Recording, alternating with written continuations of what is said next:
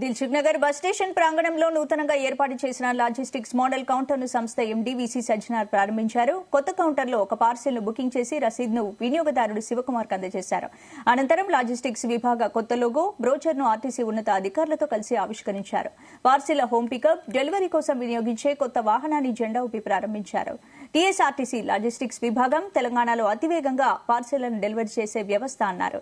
ఇక ప్రతిరోజు సగటున 15,000 పార్సిళ్లను బట్వాడ చేస్తున్నామని తెలిపారు. ఈ ఆర్థిక సంవత్సరంలో 60 లక్షల పార్సిల్స్ ను టీఆర్ఎస్ఆర్టీసీ బస్సుల్లో రవాణా చేశామని పేర్కొన్నారు.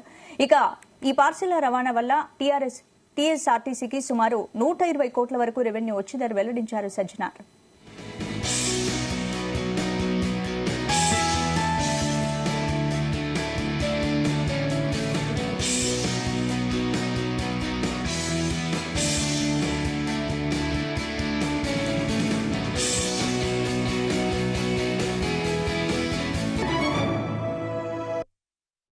మన టీఎస్ఆర్టీసీ లాజిస్టిక్స్ బేసిక్లీ మన దగ్గర ఉన్న నెట్వర్క్ ని మనం యూజ్ చేసుకుని మన పార్సల్స్ ని డెలివరీ చేయబోతున్నాం. అందుకు ఇట్స్ ఫాస్టెస్ట్ డెలివరీ పార్ట్నర్ ఇది. తెలంగాణ ప్రజలకు కూడా అర్థం చేసుకోవాలి. వేరే దగ్గర అంతా మనము రోజు తరబడి చేవి చూడాల్సి ఉంటుంది, బట్ ఇక్కడ మాత్రం గంటల్లోనే మనము డెలివరీ చేయబోతున్నాం.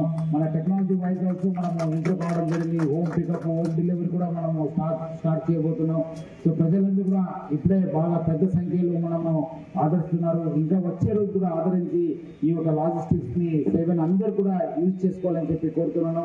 ఈ రోజు ఇక్కడ ఒక మంచి కార్యక్రమం ఏర్పాటు చేసిన మన శ్రీధర్ కి, మన కార్బోహైడ్ కి, సంతోష్ కి, మన మధు, అభిరామ్, హర్షిత్ కి, మన ఈడీ అడ్మిన్ కృష్ణకాంత్ కి, సిఓ గారికి, మన ఈడీ జిద్దర్కి అందరూ కూడా నేను పేరు పేరు అభినందిస్తున్నాను. లాజిస్టిక్స్ టీమ్ చాలా గొప్ప పని చేస్తున్నాం. ఎందుకంటే మనం మళ్ళీ ఇప్పుడు చూస్తే 97% మాత్రమే మన ట్రాఫిక్ రెవెన్యూ నుంచి వస్తుంది, 3% రెవెన్యూ అదర్ సోర్సెస్ నుంచి వస్తుంది. దాంట్లో ముఖ్య భాగము మన లాజిస్టిక్స్.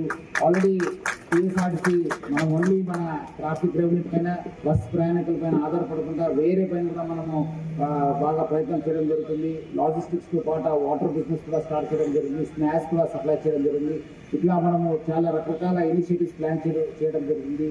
సో ప్రజలందరూ కూడా మా సేవను యూజ్ చేసుకోవాలని చెప్పి కోరుతున్నాను. ఆల్రెడీ మన చారిత్రాత్మక స్కీమ్ అయిన మహాలక్ష్మి ద్వారా ఆల్రెడీ 25 కోటి మహిళలు, ఆడపిల్లలు, థర్డ్ జెండర్ వాళ్ళు ఆల్రెడీ చాలా గర్వంగా అనిపిస్తుంది. ఆ దాదాపు 900 కోట్ల రూపాయలు కూడా